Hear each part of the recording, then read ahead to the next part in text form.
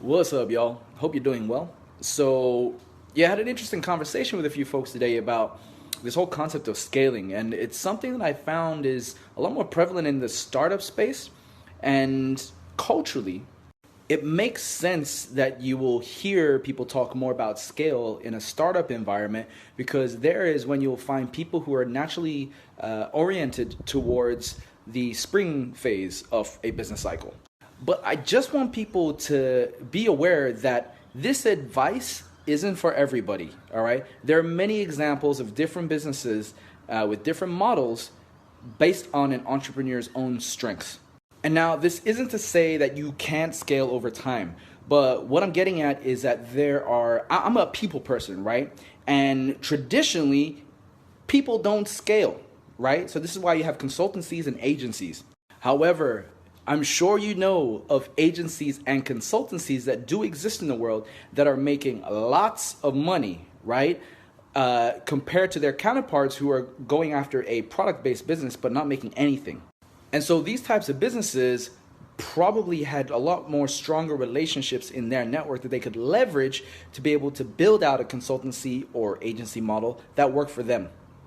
Now, I talk about all this because my path that I'm putting forward for Faiā is a digital consultancy first.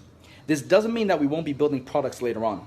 And I chose that business model because it leverages off of my own people skills, my networks, and I look for a business model that will be able to wrap up or package that network nicely because that's where a lot of my strength comes from, being able to get people to work better together.